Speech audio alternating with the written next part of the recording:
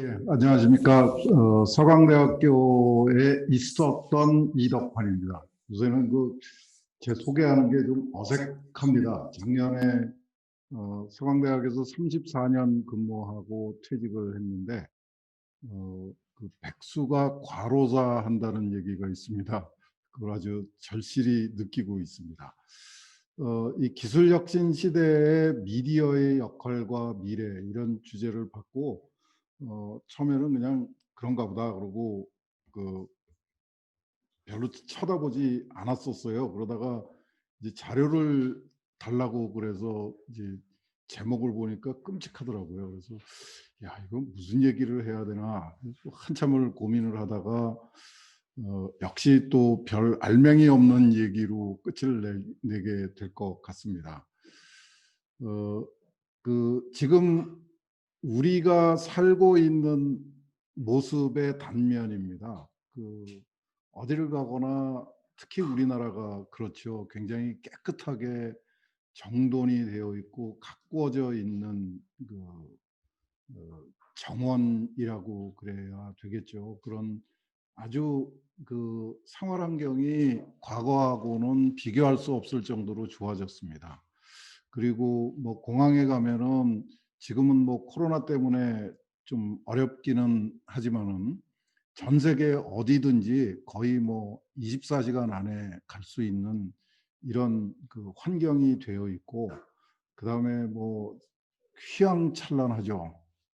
도시가 그렇습니다. 그리고 제일 저한테 좀 충격적인 모습은 이 우리의 그 먹는 모습입니다. 정말 먹을 게 지천으로 넘쳐나는 세상에 살게 되었습니다. 제가 어릴 때만 해도 이 밥에 고깃국을 먹고 싶다는 사람들이 되게 많았었는데 그런 사람들이 없지는 않지만은 대부분의 사람들이 어디를 가거나 먹을 것은 항상 널려 있는 게 정상이고, 우리나라의 먹방이라고 하는 그 관습이라고 그래야 되는지 뭐 관행이라고 그래야 되는지 모르겠는데, 하여간 전 세계적으로 유명한 K 문화의 한 축이 돼 버린 것 같아요. 먹방이라는 말이 어디 영어 사전에도 올라온다는 얘기가 있더라고요. 어, 그런데 이렇게 화려하고 깨끗하고 정말 풍성한 세상에 살면서 사람들이 입만 열면은 자연으로 돌아가자고 외칩니다. 정말 좀 이상한 자기 모순이죠. 한편을 보면은 굉장히 여유롭고 풍요롭고 사실은 굉장히 안전한 세상에 살고 있으면서 돌아서서는 굉장히 심한 박탈감을 느끼고 위험하다고 불안에 떨면서 살고 있고, 그러면서 마치 자연이 우리한테 어떤 그 탈출구가 되어줄 것처럼 이런 환상을 가지고 살고 있습니다. 이런 현실에서 이제 미디어의 역할이 어떤 건가, 이런 방향의 말씀을 좀 두서없이 드려보겠습니다. 그냥 제 나름대로, 이건 뭐 역사학 하시는 분들이 들으면 끔찍할 얘기일지 모르겠는데 인류의 역사를 정리를 해봤습니다. 인간은 한 600만 년, 뭐 정확한 때는 아무도 모르겠죠. 한 600만 년 전에 지구상에 처음 등장한 걸로 알려져 있고, 한 12,000년 전까지는 그야말로 자연 속에서 자연과 더불어서 그 자연스럽게 살았습니다. 그거를 이거 사자성어는 아닌데 한자어로 표현을 하면은 수렵 채취 생활을 했다고 그러고, 순 우리말로 하면은 짐승처럼 살았던 시대죠. 근데 뭐 이 숫자는 오락가락합니다. 자료에 따라서.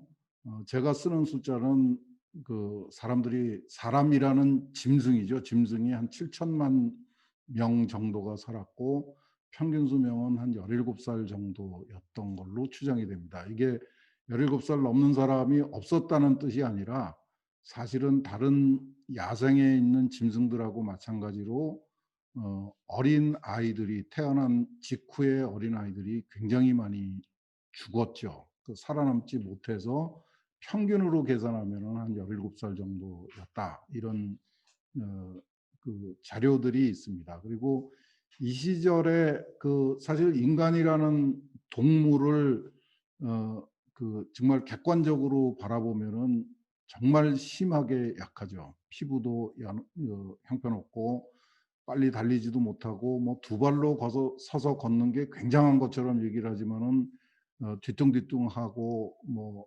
불안정하고 별로 좋을 것도 없어요. 생존을 위해서는 크게 좋을 게 없는 그 이상한 특성입니다. 그런데 그런 그 정말 과도하다 싶을 정도로 약한 인간이 600만 년을 사라지지 않고 살아남을 수 있었던 거는 50만 년 전에 찾아냈던 불을 사용하는 기술이었습니다. 이게 인류 최초의 기술이라고 불러도 되지 않을까 싶은데 불을 무서워하지 않고 가까이에서 불을 활용할 수 있는 능력을 가진 짐승은 사람밖에 없습니다. 언어를 사용하고 도구를 사용하고 뭐 감정이 있고 이런 뭐 이성이 있고 이런 얘기들을 하는데 그건 사실 순전히 그 사람 중심의 얘기지 그 소가 그 감정이 없는지 있는지 소가 머리를 쓰는지 안 쓰는지 이런 건 물어본 적이 없죠. 근데 불을 사용하는 짐승은 하여간 사람밖에 없습니다. 그러다가 이제 세상이 달라진 게 이 농사를 짓고 가축을 기르기 시작했습니다. 이게 이제 농경 목축의 시대라고 그러고 이 시대가 사실은 상당히 길었습니다. 12,000년 전에 지금 현재 터키가 있는 아나톨리아 그리고 시리아, 이라크의 북부 지방에서 시작된 일로 추정을 하는데 가축을 기르고 이 농사를 짓기 시작하면서 처음으로 인제 그 짐승이었던 인간이 이제 사람으로 거듭나게 된 것이라고 이야기를 할 수가 있습니다. 그래서 이 가족이 아닌 낯선 사람들하고 이웃에 살면서 이 공동체를 구성을 하고 그게 인제 점점 커져서 도시가 되고 그 국가가 되고 이런 발전을 해왔죠. 그걸 발전이라고 그런다면은. 그게 언제까지 지속이 됐는가 하면 18세기 말 산업혁명이 일어날 때까지 지속이 되었습니다. 그때 이 12,000년 동안 거의 12,000년 동안에 해당하는 이 기간 동안에 지구상의 인구는 뭐 3억, 4억 뭐 아주 많았을 적에가 한 5억 정도의 인구를 유지했던 걸로 알려져 있고 평균 수명은 한 30살 정도였던 걸로 알려졌습니다. 이 시대가 많은 사람들이 우리의 과거, 인류의 과거라고 흔히 부르고요. 수렵채취 시대는 아무도 얘기를 안 합니다. 그리고 이 시절을 그리워하는 사람들이 상당히 많습니다. 이때 그 아주 거대한 그 유적도 남아 있고 문화 유적도 문화 유산도 남아 있죠. 그런데 실제로 이 12,000년 동안에 그 걸친 이 농경 목축의 시대를 다른 시각에서 보면은 이건 엄청난 그 신분 사회였습니다. 왕이 있고 귀족이 있고 노예가 있었던 아주 극심한 신분 차별의 사회였고 굶주림과 질병이 만연했던 정말 돌아가고 싶어 할 이유가 없는 그런 시절이었습니다. 그리고 이제 그 18세기 후반부터 소위 근대라고 하는 것이 시작이 됐습니다. 이거를 인문학자들은 근대라고 부르고 이 자연과학자들은 그냥 현대라고 부르는 것 같아요. 어, 뭐 산업화의 시대, 정보화의 시대, 그리고 지금은 이제 4차 산업혁명의 시대를 기다리고 있습니다. 시작은 1789년에 그 일어났던 산업혁명이고 그 중심에 서 있는 게 인간과 시민의 권리선언이라고 우리가 흔히 인권선언이라고 아마 학교에서 배우는 걸 겁니다. 제가 옆에다가 띄워놨는데 인간은 태어나면서부터 자유롭고 평등한 권리를 가진다. 이건 말도 안 되는 거짓말이죠. 지금도 아닌 것 같아요. 지금도 제가 보기에 평등하지 않은 것 같고 그런데 하여튼 이런 이야기를 하기 시작한 게 1789년이었습니다. 그리고 명백하게 이 산업혁명 이후의 시대는 과학기술과 민주주의가 지배하는 압도하는 세상이고 사실은 기술 혁신이 끊임없이 이어졌던 정말 눈부시게 변화하는 눈부시게 발전하는 시대였던 것이 확실합니다. 그냥 이거를 다른 시각에서 한번 보면은 이렇게 피라미드가 있고 자금성이 있었던 그 단면이 있었고요. 그런데 그 가운데 있는 그림에서 보시다시피 이렇게 먹고 노는 사람이 있고 죽어라고 일하는 사람이 따로 있었습니다. 이 사람들은 절대로 일을 안 했죠. 그리고 이 사람들은 절대로 놀 수가 없었던 그런 세상이었습니다. 저보고 여기 돌아가서 산다 그러면 저한테 이렇게 살 수 있다는 그 보장을 해주면 저도 돌아가는 걸 원하는데 이렇게 살아야 된다 그러면 저는 무슨 일이 있어도 지금이 좋습니다. 더 말씀드릴 수가 없죠. 지금 현재 모습은 이렇습니다. 아까 보여드렸던 거하고 같은 내용인데 사실은 속에 이런 모습도 있습니다. 그래서 하루에 1달러를 가지고 사는 사람들이 있으니까 도와줘야 된다 그러는데 사실 우리가 50년, 60년 전에 1960년대에 우리는 일주일에 1달러를 가지고 살았었습니다. 제가 이런 얘기를 왜 자꾸 말씀드리는가 하면은 우리의 그 과거에 대한 기억이 정말 형편이 없는 것 같아요. 우리가 한 세대 사실은 그냥 한 세대를 보통 30년이라고 치더라고요. 그러니까 두 세대 전인데 제 개인적인 입장에서는 한 세대 전인데 제가 어렸을 때 경험했던 일인데 일주일에 1달러를 가지고 살던 사람들이 이제 3만 불 가지고도 만족을 못하는 그리고 자꾸 과거로 돌아가자고 소리를 높이는 아주 역설적인 상황에 살고 있습니다. 요거는 이제 다른 시각에서 이게 제가 제일 좋아하는 그림인데 지구상의 인구의 증가입니다. 요 무렵이 농경 목축이 시작됐던 때고요. 여기는 400만 명이었다고 표시가 되어 있습니다. 이 자료는 어디를 보는지에 따라서 한 1억에서 몇백만 사이를 왔다 갔다 합니다. 근데 하여간 중요한 거는 농경 목축 시대 이 농경 목축을 시작하고 나서 이 산업혁명이 일어나기 전까지 이때까지는 연평균 인구 증가율이 0.04%였다는 기록이 있더라고요. 참 재미있는 통계입니다. 이 시절에 그러니까 농경 목축 사회에서는 자식이 재산이었습니다. 자식을 적게 낳아서 인구가 늘어나지 않았던 것이 아니라 자식은 엄청나게 말도 못하게 많이 낳습니다. 보통 적어도 5명에서 10명이 넘게 자식을 낳았는데 그 자식들을 성인으로 제대로 키우지를 못했죠. 여러 가지 환경 때문에. 그래서 이렇게 인구가 정체되어 있다가 여기 여러분들이 꼭 기억해 주셨으면 좋겠는 게 이게 바로 산업혁명이 일어난 다음입니다. 그때 처음으로 인구가 10억을 돌파를 했습니다. 1800 한 3, 40년경에 10억을 돌파한 걸로 추정을 하고 지금 현재는 여기 77억이라고 되어 있는데 사실은 78억의 인구가 지구상에 살고 있습니다.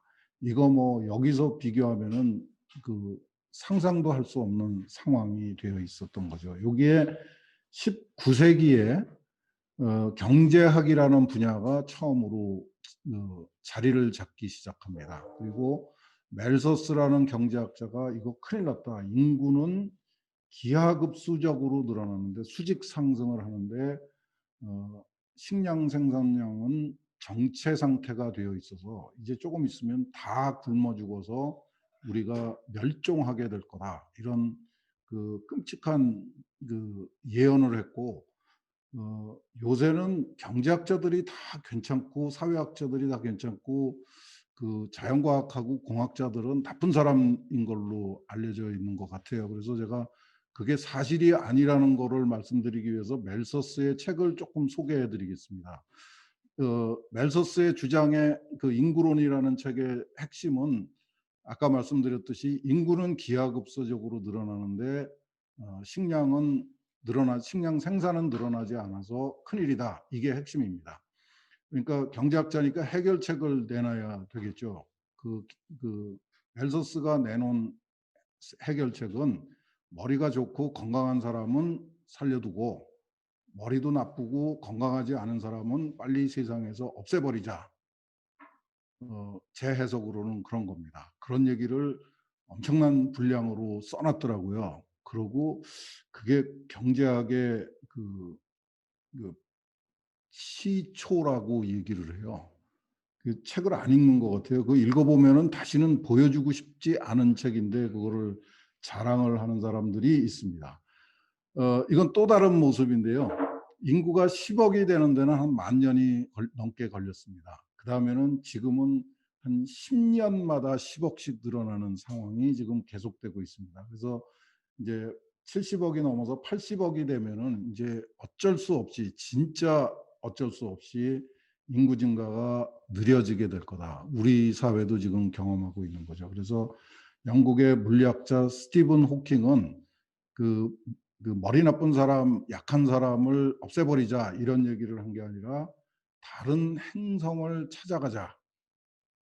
이렇게 주장을 합니다. 행성 이주설이라고 그러죠. 그래서 그 누가 더 이 인간적인가 하는 거는 좀 여러분들이 판단을 해 주시기 바랍니다.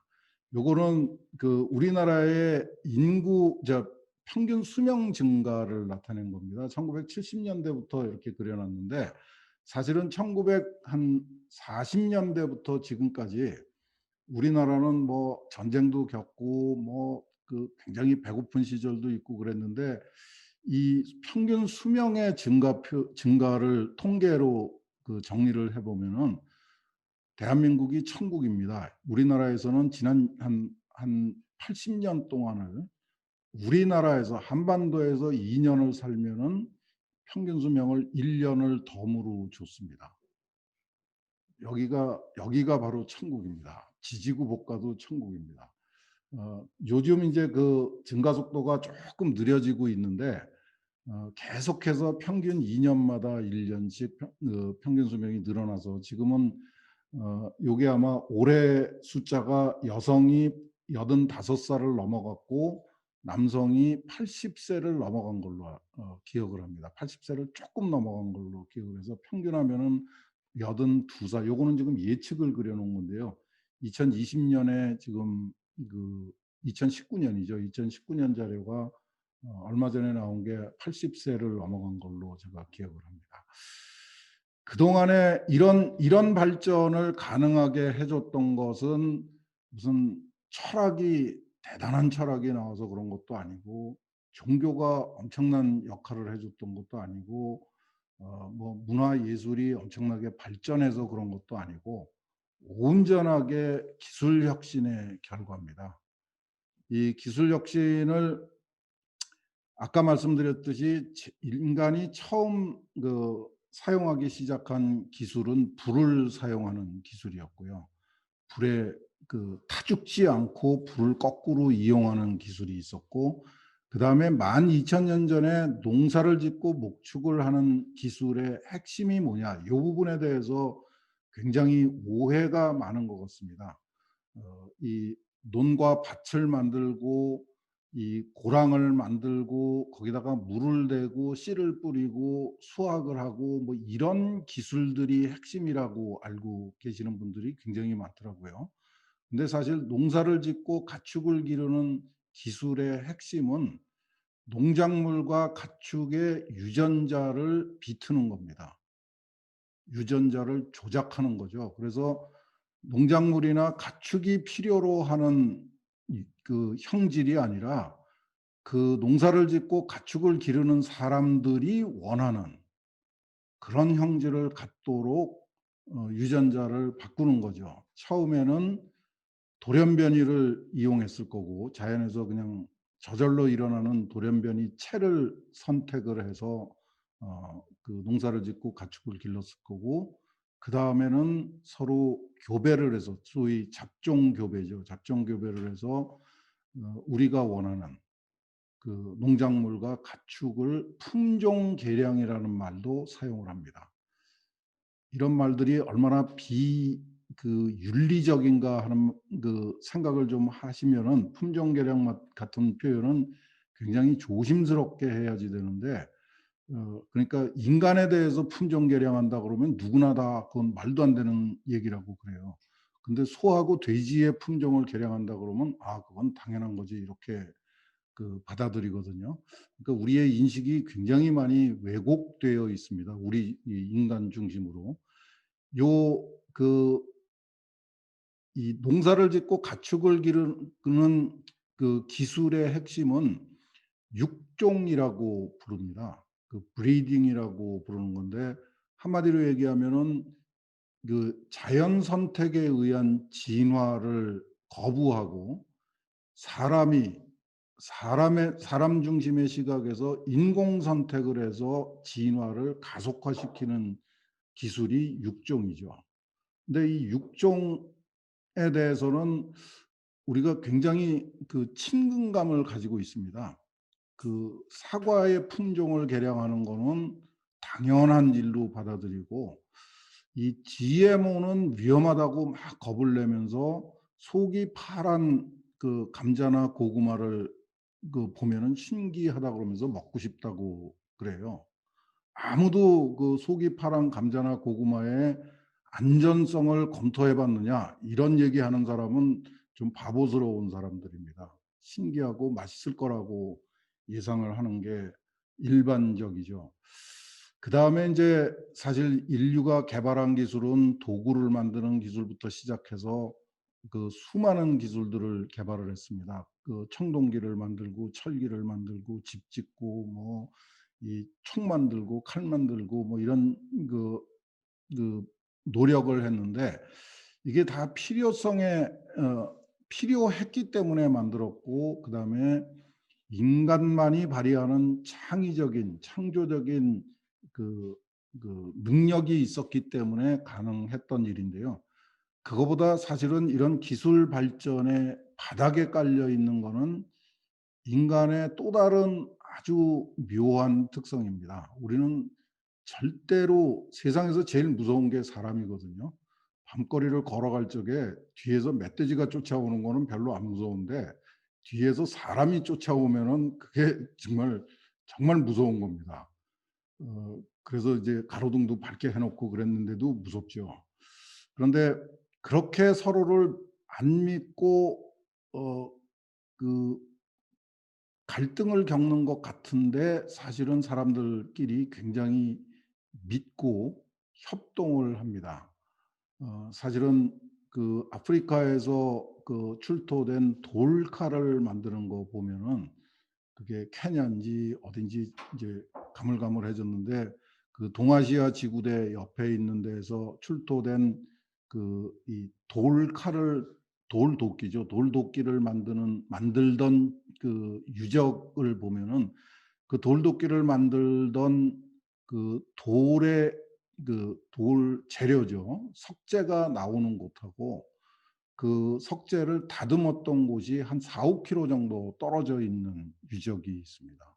그러니까 누군가가 그 산에 가서 그 검은 돌을 캐다가 들고 와서, 그 돌도 무거웠을 텐데 그걸 들고 오는 사람이 따로 있었고, 거기서 돌도끼를 만드는 사람이 따로 있었고, 그걸 들고 나가서 뭐에 썼는지는 모르겠는데 하여튼 사용했던 사람들이 따로 있었던 걸로 알려져 있습니다. 그러니까 인간들이 서로 신뢰하고 협동하고 분업하고 하는 전통은 우리가 생각했던 것보다 굉장히 오래된 인류 사회 인간들의 정말 고유한 특징 중에 하나였던 걸로 생각이 되고, 신뢰하고 협동하고 분업하는 게 우리의 기술 혁신의 속도를 가속화시켰던 가장 중요한 원동력이었던 걸로 추정이 됩니다.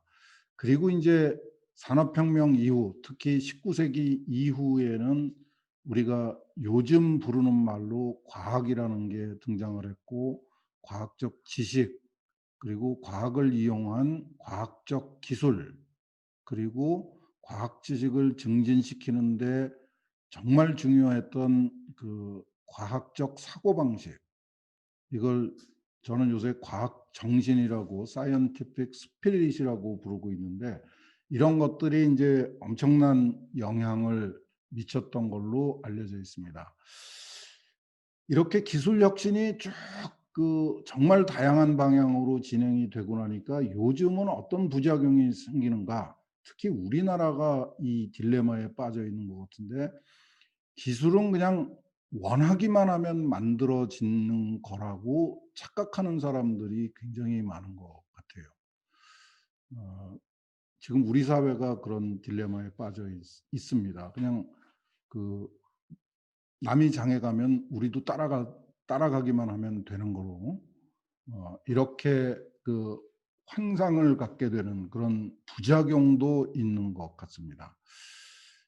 이렇게 해서 이제 기술 혁신이 쭉 이어지면서 우리가 이제 20세기에 들어왔죠. 우리가 기억하고 있는 책을 통해서가 아니라 우리가 직접 경험한 과거입니다. 이제 20세기가 이제 과거죠. 이 20세기 인류의 20세기는 100년 동안에 전쟁이 2번 있었고, 세계 전쟁이 2번 있었고, 뭐 수많은 전쟁이 끊임없이 벌어지고 있으면서도 역사적으로 굉장히 독특하게 기록될 것 같아요. 우선 산업화가 엄청난 수준으로 진행이 됐고, 그리고 18세기에 시작된 그 민주주의가 엄청나게 꽃을 피웠습니다. 그래서 민주화가 대표적인 상징으로 아마 남게 되지 않을까 싶고요. 그 다음에 또 하나의 특징이 대중화입니다. 이건 아마 어쩌면 민주화의 자연스러운 결론일지 모르는데, 신분의 차별이 없어지고 너하고 나하고 전부 똑같다는 그 착각 속에서 이 대중이라는 말이 처음으로 등장을 하고, 이 대중들의 그 자율적인 자발적인 노력에 의해서 만들어지는 문화활동, 굉장히 다양하게, 아마 인류 역사에서 이렇게 대중가요, 대중문화 이런 것들이, 패션 이런 것들이 일상화되었던 역사는 아마 20세기가 처음이었을 겁니다. 특히 20세기 후반에 들어와서. 그리고 이제 20세기가 끝나가면서는 갑자기 이제 세계화, 글로벌리제이션, 이제 국가가 뭐를, 사람들의 삶을 지배하던 시대는 끝났다. 이제 지구촌이 하나다. 이런 얘기가 나오면서 제가 기억하기로는 1등만 살아남는다. 이런 얘기가 우리나라에서는 또 엄청나게 큰 힘을 발휘했습니다. 참, 이 과거도 사실은 마찬가지였는데 20세기에 들어오면서 우리의 인식의 혼란이라는 게 아주 정말 걷잡을 수 없이 빠르게 진행됐던 시대가 아니었는가 싶어요. 그 마지막이 1등만 살아남는다예요. 1등만 살아나면 살아남게 되면은 2등하고 꼴등은 어디 가서 살라는 얘기인지, 참 앞뒤가 안 맞는 얘기인데 그런 얘기가 엄청난 설득력을 발휘했었습니다. 그래서 우리나라의 학교들이 다 경쟁 중심으로, 그때 나왔던 말이 무한 경쟁이라는 말이 아주 크게 유행을 했었습니다. 경쟁만이 살아남는 거고, 경쟁만이 의미가 있는 거고, 경쟁에서 1등을 해야 된다는 얘기가 엄청나게 강조되던 시절이 한 20여 년 전인데, 그런 시절이 있었습니다. 이런 변화를 가능하게 만들어줬던 거는 사실은 물질적 풍요죠. 민주주의도 너하고 나하고 똑같다는 평등 의식도 다 먹을 것이 해결되고 난 다음의 일입니다. 아주 쉽게 확인할 수 있는 명백한 진실인데요. 어 그 GN 그 1 인당 GNP가 1,000불, 2,000불 이런 나라에서는 민주주의, 자유, 평등 이런 거는 다 사치입니다.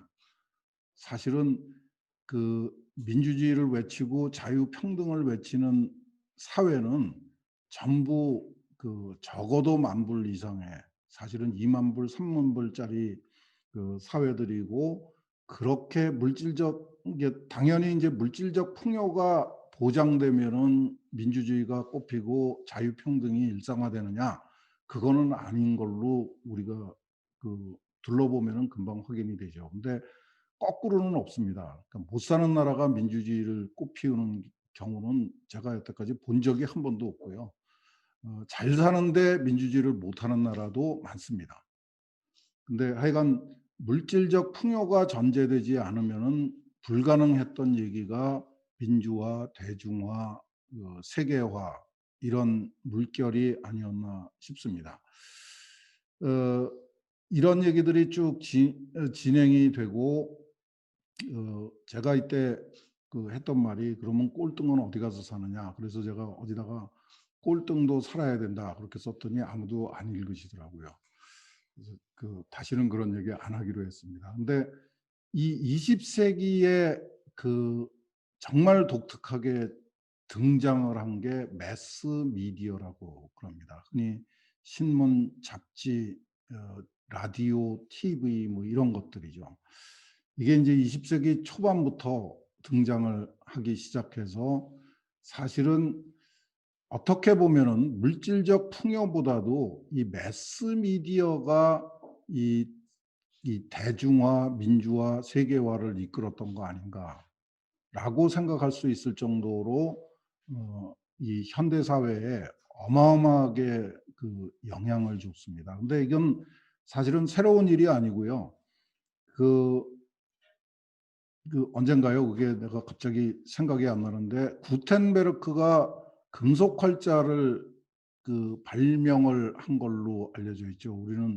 우리가 먼저 했다고 그러지만, 하여간 구텐베르크가 금속 활자를 개발하고 나서, 발명하고 나서 그 기술이, 사실은 모든 기술은 사회 발전에 직접적으로 영향을 줍니다.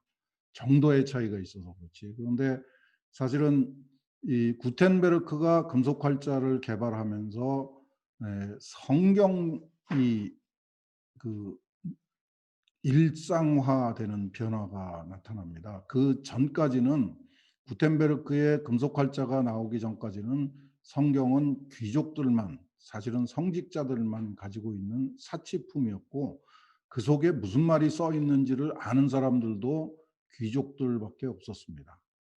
그러니까 다른 사람들은 다 귀족들이나 성직자의 입을 빌려서 "성경에 그런 말이 있다."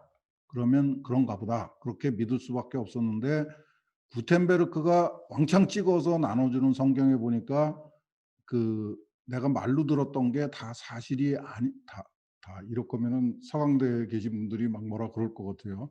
하여튼 대체로 사실이 아니었었다 하는 사실이 드러나면서, 소위 말해서 종교 개혁이라는 게 시작이 되죠.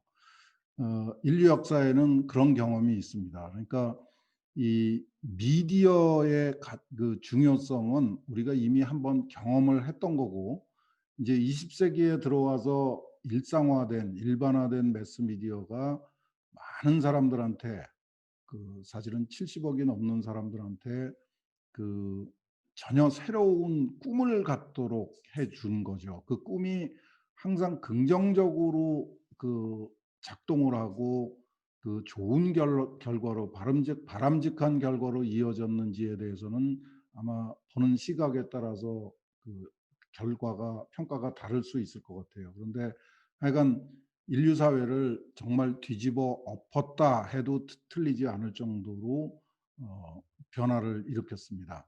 이 매스 미디어 자체도 사실은 기술의 산물이죠. 종이를 생산을 해야 되고 그 인쇄술이 일상화되어야 되고 그다음에 유통망을 만들어야 됩니다. 이 무거운 책을 들고 나가서 그 사람들한테 보급하는 일은 이게 간단한 일이 아니죠. 그냥 뭐 지게나 구루마에다가 싣고 다녀서 할 수 있는 일은 아닙니다. 그다음에 라디오, TV 뭐 이런 것들은 전혀 다른 종류의 정보화 기술이었죠.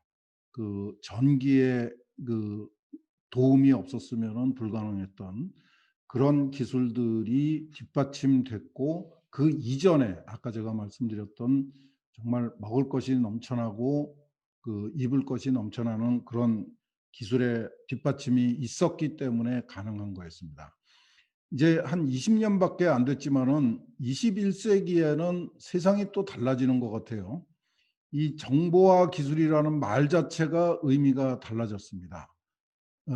이제는 매스 미디어를 소유하고 있는 집단에서 나눠주는 기술이 아니라 인제는 누구나 정보를 생산하고 유통하고 소비할 수 있는 기술이 등장을 했습니다. 그러니까 이 미디어도 더 활발하게 되면서 20 세기하고는 전혀 다른 수준의 미디어가 등장을 한 거죠. 가장 기반에는 인터넷이 바닥을 이루고 있습니다. 19 세기 말에 20 세기 말에 등장한 인터넷 제가 그 화학 쪽에 이제 학술 단체가 있는데 대한화학회 그때 제가 젊었을 때 일을 하면서 그때 처음으로 인터넷이 만들어져 가지고 제가 95 년도에 화학회에 인터넷 홈페이지를 만들었어요. 그리고 그동안에 발간했던 학술지를 다 이 디지털로 바꾸는 일을 했었습니다. 그래서 우리나라에서 처음으로 그 학술지를 디지털 화시키는 일을 했었는데 어 그 이후하고 그 이전하고는 정말 이 정보의 생산, 유통, 활용의 방법이 완전히 달라졌고 지금은 이제 뭐 트위터, 페이스북, 유튜브 이게 없으면은 살 수가 없는 세상이 됐죠.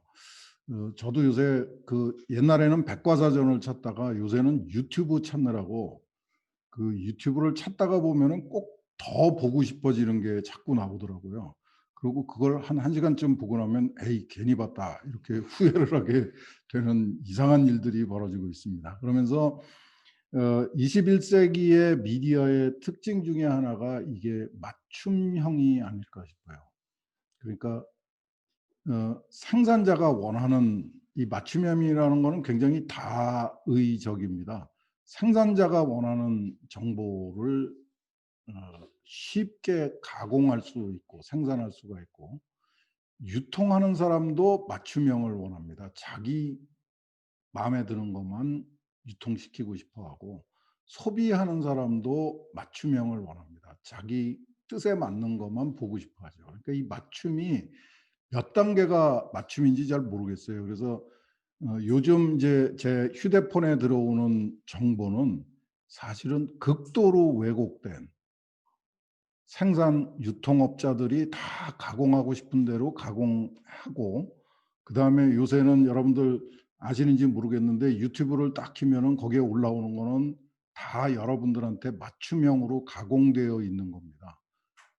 제가 진짜 보고 싶어 하는 거는 안 올려주고 내가 잘못 눌러 갖고 본 것들만 계속 같은 유형의 정보가 올라오는 그런 상황이 됐죠. 그래서 사실은 맞춤형이라는 말 속에는 내가 원하는 거, 내가 원하는 좋은 정보라는 뜻을 기대를 하는데 실제로는 내가 잘못 봤던 나쁜 정보가 계속 저한테 쏟아져 들어오는 좀 뜻밖의 결과로도 이어지는 것 같아요. 그래서 어 이 뭔가 처음에 그 기술을 개발했던 사람들의 의도하고는 조금 다른 방향으로 발전을 정착이 되어 가고 있는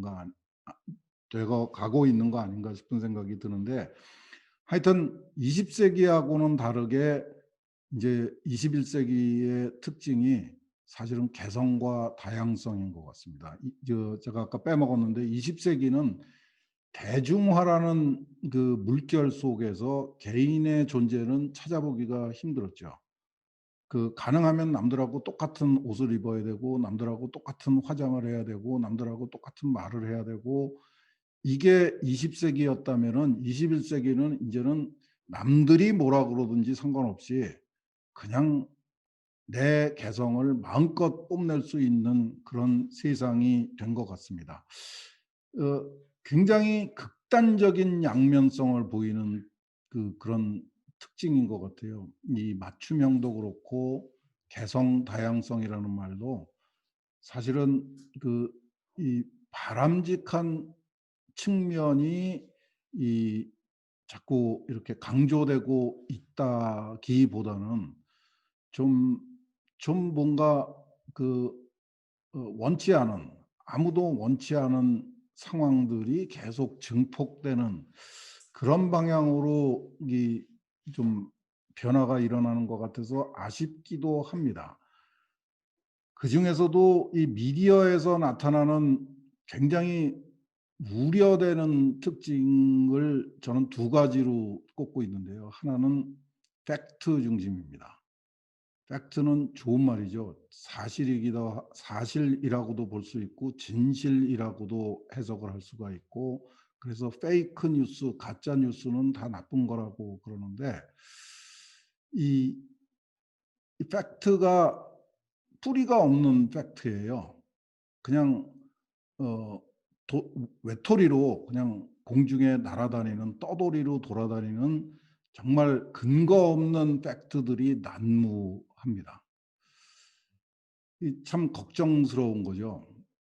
그래서 인제 제가 경험한 건 이런 겁니다. 제가 40년 동안 공부했던 화학하고 이제 그 나쁜 머리를 열심히 짜내 가지고 글을 써서 신문에다 탁 내면은, 그래서 제가 이런 기억이 있습니다. 사람들이 하도 식품 첨가제라는 거를 싫어해서, 식품 첨가제라는 게 사실은 우리가 집에서 조리를 할 적에 사용하는 양념을 법률 양념을 뜻하는 법률 용어다. 법에다가 양념이라고 쓸 수 없으니까 좀 멋있는 말로 쓴 게 식품 첨가물이다. 그래서 집에서는 양념으로 조리를 하지만 식품 공장에서는 양념으로 조리를 하는 게 아니라 식품 첨가물로 조리를 해야 된다. 식품의약품안전처에서 허가하지 않은 양념을 쓰면은 그걸 보고 불량식품이라고 그런다. 그래서 가공식품에는 집에서 요리를 할 적에는 내가 무슨 양념을 넣든지 그건 상관이 없는데, 상점에다가 상점을 통해서 유통을 시키는 가공식품을 만들 적에는 정부가 허가해 주는 양념만 쓰도록 되어 있다. 그래서 정부가 허가해 주지 않은 양념을 집어넣은 가공식품을 만들면은 감옥에 가게 된다. 이런 글을 썼더니 신촌에 있는 학교는 이런 사람을 교수로 쓰느냐. 양념하고 몸에 좋은 양념하고 건강을 해치는 식품 첨가물하고 같은 거라고 그러는 이런 멍청한 어 교수가 있느냐. 이래 갖고 서강대학이 아주 구정물을 뒤집어 쓰더라고요. 이게 제가 경험한 팩트입니다. 그러니까 어 이 정말 정성 들여서 쓴 팩트가 가 가지고 10초 만에 구정물통으로 들어가 버리는 이런 황당한 경험이 일상화되죠. 그리고 그 정말 그 신문을 읽는 독자들이 칼럼을 읽고 몇 초를 생각하고 댓글을 쓰는지는 잘 모르겠어요. 하여간 굉장히 짧은 시간에 수백 건의 그 아주 악성 댓글이 쫙 붙어서 저는 "댓글은 안 보는 게 원칙이다." 이러는데, 그 댓글을 보고 정말 요새는 극단적인 선택을 하는 사람들도 막 늘어나는데, 아무도 댓글을 그 관리해야 될, 사회적으로 규제해야 된다는 얘기를 못 하고 있는 게 현실입니다. 참 재미있는 거죠. 칼럼을 제 이름을 안 걸면 절대로 신문에서 프린트를 안 해 주거든요. 그런데 댓글은 아무나 써요. 그 제가 신문에다가 제 이름으로 누구를 욕을 하면은 명예훼손으로 이제 실형 선고를 받게 되는데, 댓글에다가는 아무 욕을 해도 괜찮아요. 언제부터 사람들이 그렇게 아무 얘기나 할 수 있는 천부적인 권한을 가졌다고 생각을 하는지는 잘 모르겠어요. 그래서 제가 댓글도 실명제로 해야 된다 그랬더니 또 이제 신촌에 있는 학교가 아주 부정부를 뒤집어 썼습니다.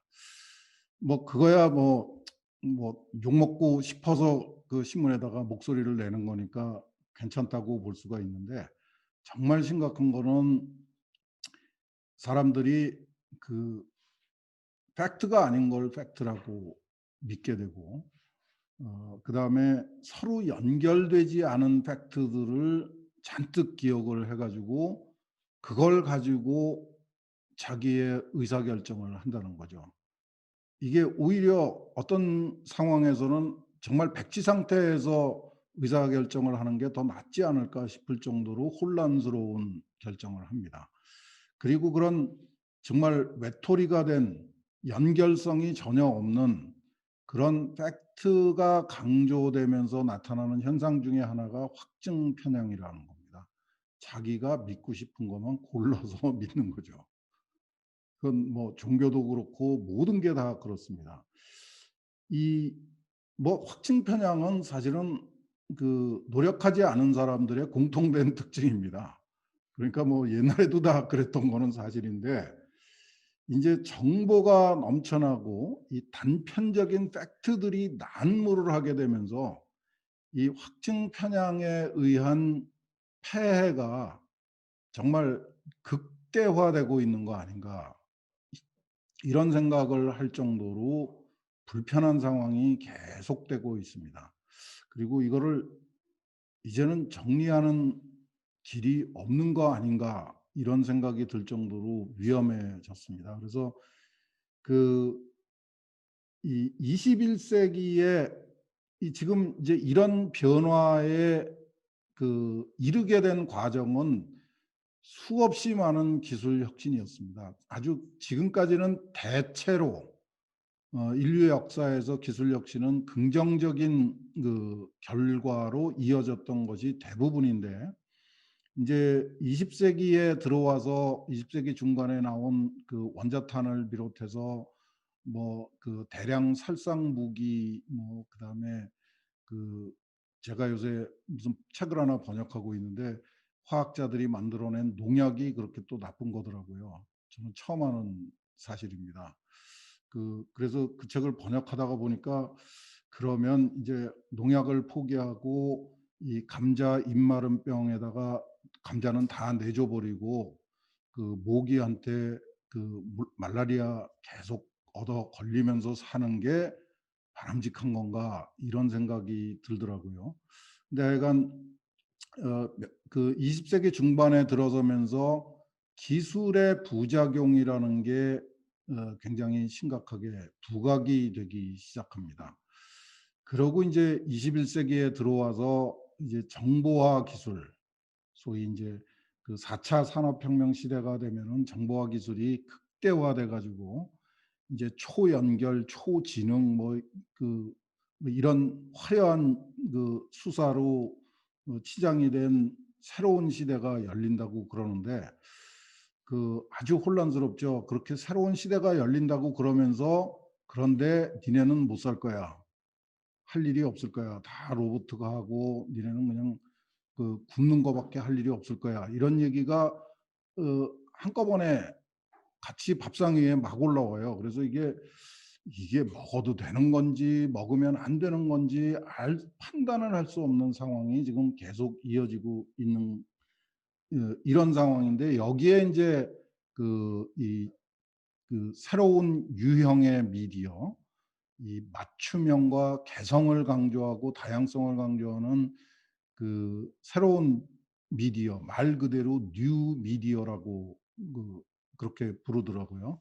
이 뉴 미디어들이 그 정말 그 일상화시키고 있는 파편화된 팩트, 그리고 그 파편화된 팩트들이 사람들을 유혹하는 그 확증 편향, 이런 것들을 어떻게 극복해야 되는가 하는 것이 아마 이 21세기 미디어의 가장 중요한 과제가 될 것 같습니다.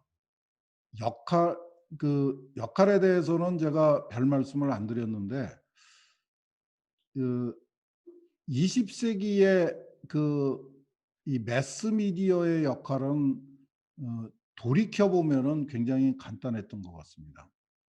사람들한테 공통된 정보를 제공해서 사실은 그 대중화, 획일화를 시키는 기여를 했고, 인권의 중요성을 극도로 부각시키면서 민주주의를 그 이 부흥시킨 그런 그런 공로를 인정할 수 있을 것 같은데, 21 세기에 이 맞춤형 개성 다양성을 앞세운 뉴 미디어가 사회적으로 할 수 있는 일은 사실은 너무 다양해 가지고 뭐라고 이렇게 정리를 할 수 없을 것 같아요.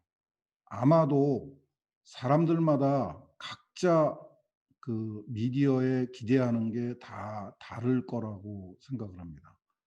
그래서 역할을 뭐 이렇게 정리하는 것보다는 사실은 과제를 정리하는 게 훨씬 더 중요한 문제가 아닌가 싶어요. 이 파편화돼서 돌아다니는 이 팩트들을 어떻게 연결 지을 수 있도록 해 주는가. 소비자들이 이 파편화된 단편들을 팩트들을 어떻게 연결시켜서 소위 말해서 합리적인 생각을 하고 합리적인 판단을 할 수 있도록 해줄 건가 하는 그런 노력이 굉장히 중요해질 것 같은데, 그게 가능한지는 잘 모르겠습니다. 하여간 정리를 하면은 이렇습니다. 이렇게 네 발로 걷던 원숭이가 이제 두 발로 걷기 시작하고 도구를 사용을 하고 어 기계를 만들기 시작하면서 이제 이게 제가 인터넷에서 따온 그림인데 의도가 확실하죠. 이제 도구를 사용하고 그러면서 좀 건강해졌다가 이제 점점 등도 휘어지고 힘도 없어지고 이런 모습이 담겨 있습니다. 그리고 나서 지금 우리는 굉장히, 아까는 제가 자연으로 돌아가자는 거를 좀 안타깝게 말씀을 드렸는데, 지금은 우리 모두가 '야, 여기까지는 잘 온 것 같은데 잘 왔는지 뭐 하여튼 여기까지는 왔는데 뭔가 무지하게 잘못한 것이 있는 것 같다.'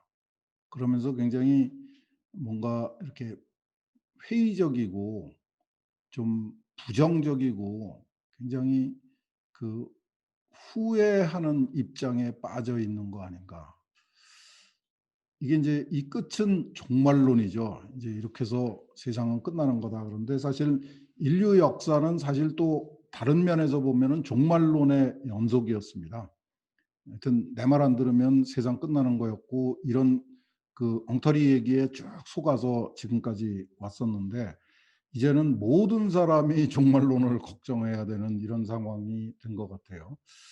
이걸 어떻게 그 이게 지금 우리가 그 걱정하고 있는 겁니다. 건강해졌다고 그랬는데 돌이켜 보니까, 주변을 보니까 젊은 사람들도 이상한 병에 걸리는 사람들이 되게 많더라. 그리고 갑자기 뭐 요새 조두순이가 갑자기 문제가 되던데, 하여튼 끔찍한 범죄가 자꾸 일어나더라. 옛날에는 그런 일 없었는데, 이게 꼭 붙습니다. 옛날에는 그런 일 없었는데 하는 게 꼭 붙어요. 그 그다음에 요 세 번째 거는 제가 어떤 가정주부한테 받은 편지의 제목입니다. "먹기는 먹는데 꼭 죽으려고 먹는 것 같다. 불안해서 못 먹겠다." 근데 사실은 다 끝까지 먹으신 것 같더라고요. 먹으면서 걱정을 하는 거죠. 그다음에 요새 뭐 그 수돗물도 걱정이고 이제 먼지도 많아져서 숨도 쉴 수 없고, 그다음에 도시 생활은 아주 즐겁고 풍요롭고 좋은데 너무 삭막하다고 그래요. 이게 정말 풍요 속의 빈곤이죠.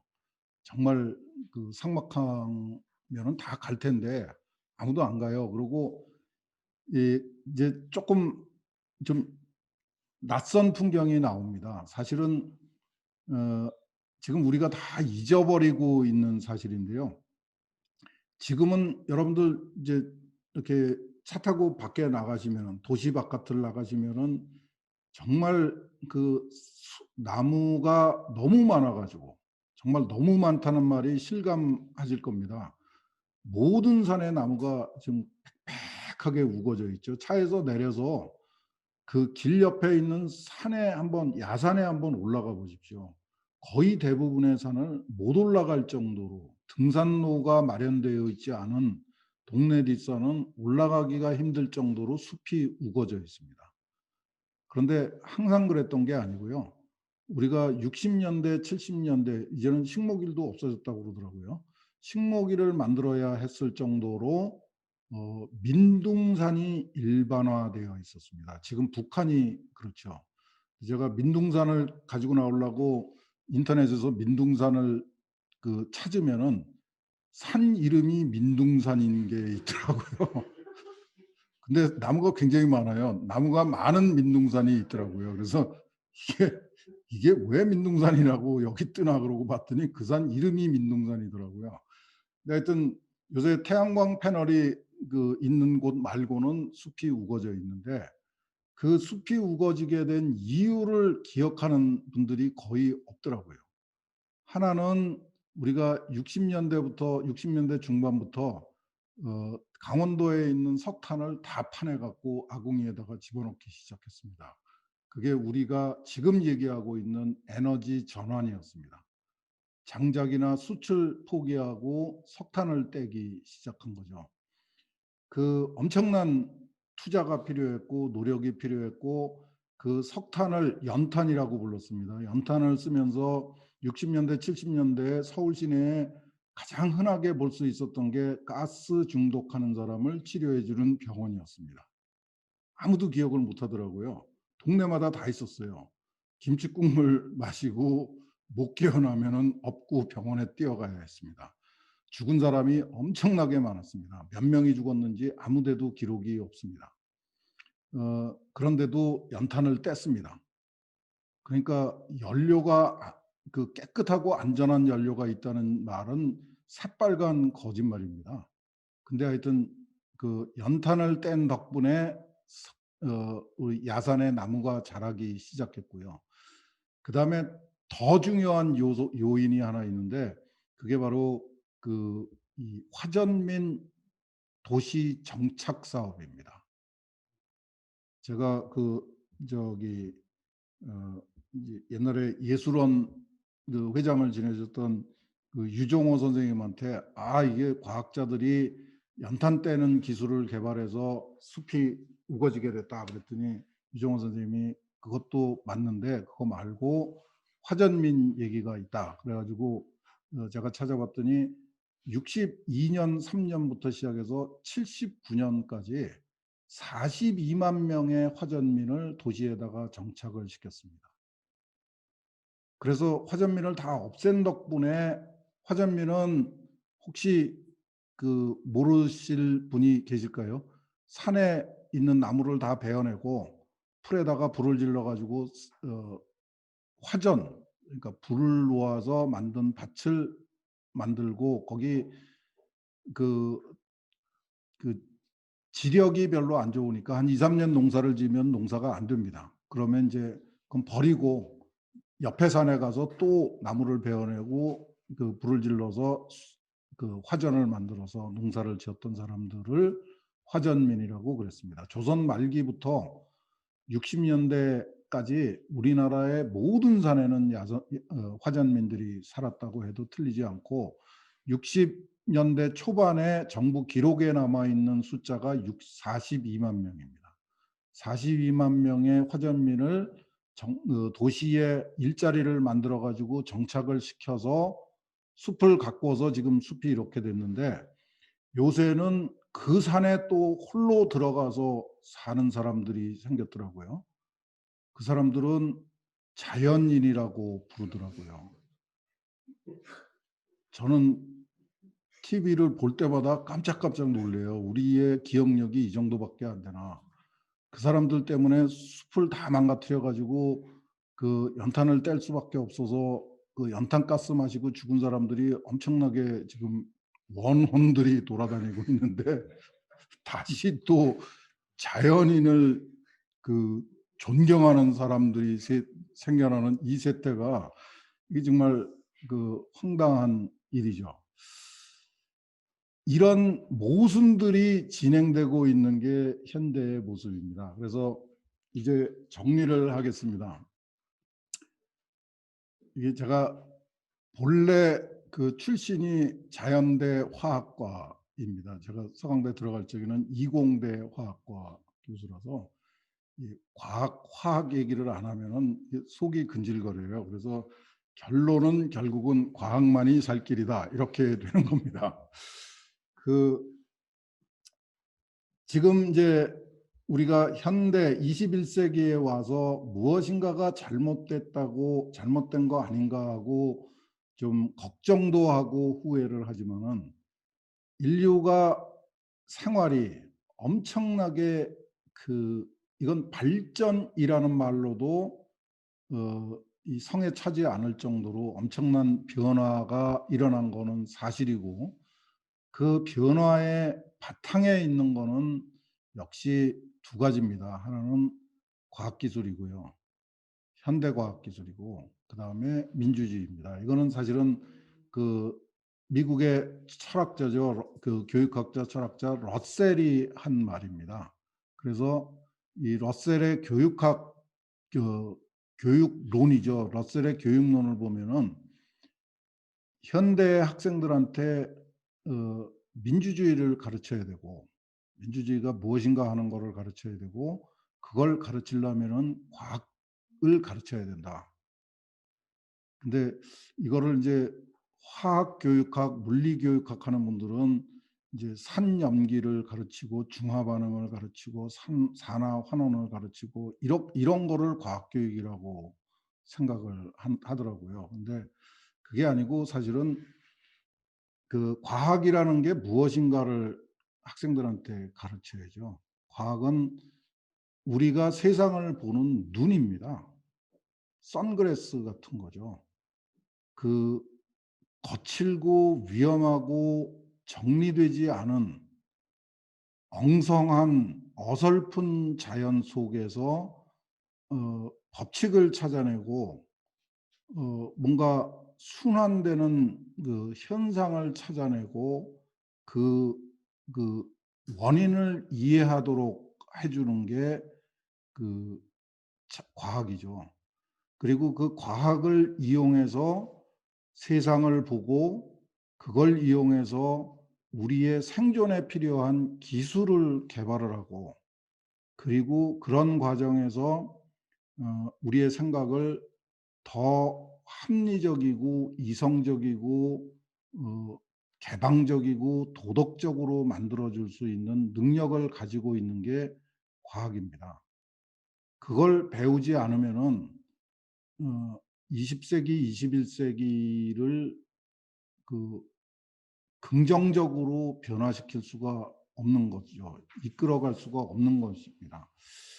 그 요새 뭐 삶이 풍요롭고 건강하고 안전하고 평등하게 된 것은 명백한 사실인데, 이거를 부정하는 사람들이 그렇게 많더라고요. 이건 좀 문제인 것 같습니다. 우리가 우리의 아버지 세대, 할아버지 세대보다 훨씬 더 잘 먹고 잘 입고 평등하고 건강하고 안전하게 살고 있는 거는, 이거는 명백한 진짜 뉴스입니다. 진짜 팩트입니다. 이거를 인정하는 데서부터 우리의 미래가 시작되는 거 아닌가 싶은데요. 인문학이 갈 데가 없어졌어요. 우리나라의 인문학은 아프니까 청춘이라고 그러는 게 인문학이 돼 버렸습니다. 위안을 주는 게 인문학이라고 그러더라고요. 위안은 스스로 찾는 거지 그 옆에서 힐링을 시켜 주겠다고 해서 그 이 위안이 되는 거는 아닌 것 같습니다. 과학이 우리한테 뭐를 해 줬느냐 하는 거는 지금 방금 말씀드린 거를 조금 더 자세하게 말씀드리면은 세 가지 요소가 있습니다. 순서가 바뀌었는데 하나는 기술적인 요소입니다. 기술이 뭐냐? 일부 사람들이 과학하고 기술은 현대가 진행되면서 과학하고 기술이 한 몸이 됐다. 그래서 과학 기술이 맞다 그러는데 중국을 가면은 그 과학 기술도 귀찮아 가지고 과기라고 부르더라고요. 그렇게 한 통으로 불러요. 근데 영어에는 사텍이 없습니다. 사엔도 없고 사이언스하고 엔지니어링, 테크놀로지가 분명하게 구별되어 있습니다. 기술은 극도로 인간적인 겁니다. 인간의 생존을 위해서 필요한 게 기술이죠. 아까 말씀드렸듯이 우리의 육체적인 조건은 정말 볼품없고 형편없습니다. 그런데 우리가 만물의 영장이라고 폼잡을 수 있는 거는 기술의 덕분이죠. 우리가 먹을 거를 자연에 의존하지 않고 우리 스스로 먹을 거를 생산해서 먹고 우리가 입을 옷을 동물의 껍질이나 식물의 줄기에서 빼내지 않고 공장에서 우리 스스로 입을 옷감을 만들어내고 이게 기술입니다.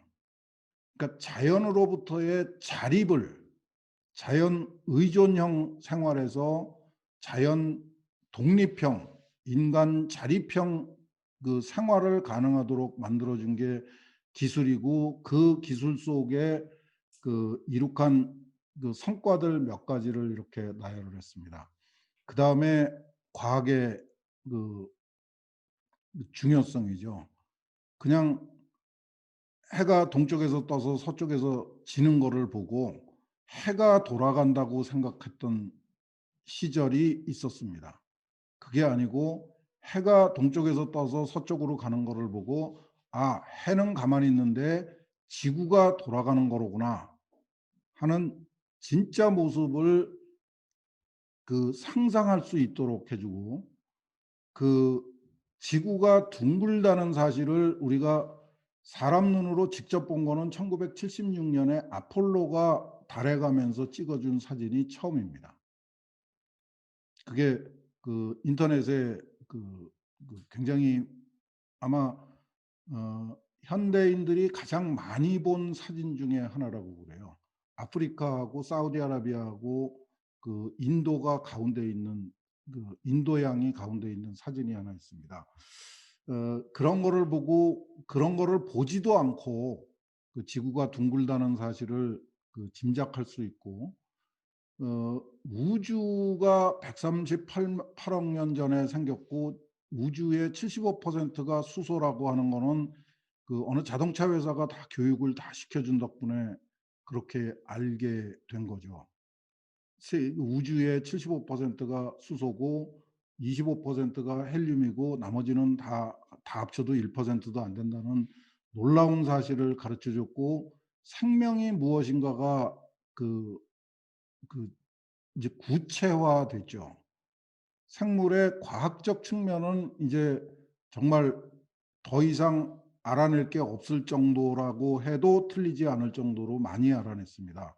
불과 한 70-80년 사이에 엄청난 정보를 얻었는데 생명의 인문학적인 측면에 대해서는 아직도 음양오행설 뭐 이런 이야기로 해석을 하고 있는 상황입니다. 이 과학을 알게 되면서 그 우리의 생각이 달라진 부분을 주목해야 됩니다. 과학 상식 굉장히 중요합니다. 그거보다 더 중요한 게 과학이 왜 필요하고 우리한테 뭐를 해 주는가 하는 게 훨씬 더 중요합니다. 과학의 의미, 과학의 사회적 가치, 이런 거를 더 적극적으로 가르쳐야 된다는 게 그 러셀의 그 이 교육론의 과학 교육론의 핵심인 것 같은데, 아직 우리의 교육은 그렇게 가지는 못했습니다. 그래서 무슨 일이 생기는가 하면 우주의 75%가 수소고, 그래서 수소는 깨끗하고 청정한 연료입니다. 그 우주의 75%나 되는 수소를 자동차에다 넣고 달리면은 아무 오염도 발생되지 않고 환경에 문제도 안 생깁니다 하는 얘기가 아무 거리낌 없이 그 4,500만, 5,500만이 다 믿어요. 특히 청와대에 계신 분이 그 말을 아주 매력적으로 생각을 하는 것 같더라고요. 우주의 75%가 그 수소인 거는 맞는데, 그 수소가 다 태양처럼 뜨겁게 달아오른 별 속에 들어 있습니다. 누가 거기 가서 그걸 올 능력이 있는지. 태양까지는 빛의 속도로 8분 30초가 걸리고요. 그 다음에 가까이 있는 별이 켄타우로스 알파성이라는 별인데 빛의 속도로 4년 반을 가야지 돼요. 빛의 속도로 4년 반을 갔다 오면 우리는 다 하늘나라에 가 있습니다. 그런데 그렇게 가면은 거기 표면 온도가 6,000도예요. 거기 뭐 어떻게 들어가서 어디다 담아 갖고 나오려고 그러는 건지는 모르겠는데, 하여튼 이런 광고가 먹히는 사회는 이 과학이 힘을 발휘하는 사회가 아니죠. 과학은 모르고 그저 기술에 의해서 파생되는 경제적 돈만 벌고 싶어 하는, 정말 그 좀 낮은 수준의 사회인 거죠. 좀 품격 있는 사회가 되기 위해서 필요한 게 과학이다, 이렇게 좀 말씀을 드리고 싶고, 그다음에 더 중요한 거는 이 철학적, 사상적 기여입니다. 아까 제가 말씀드렸던 그 과학 정신에 대한 이야기죠. 이 그 경험을 바탕으로 해서 그 합리적이고 이성적인 결론을 이끌어내는 사고방식. 그 권위를 앞세우지 않고 누구나 알고 있는 지식들을 서로 나누면서 그중에서 소위 말해서 진리를 찾아갈 수 있는 그런 이 분위기, 그런 환경을 만드는데 과학이 굉장히 중요하다 하는 말씀을 드리고 싶고요. 그다음에 제가 이제 준비한 거는 이제 단편적인 얘기입니다. 이거는 그냥 제가 빨리 지나가겠습니다. 지금 그 전 세계가 코로나19 때문에 몸살을 앓고 있죠. 전 세계가 코비드 19이라고 그러는데 우리는 왜 그걸 꼭 코로나19라고 불러 써야 되는지는 잘 모르겠습니다.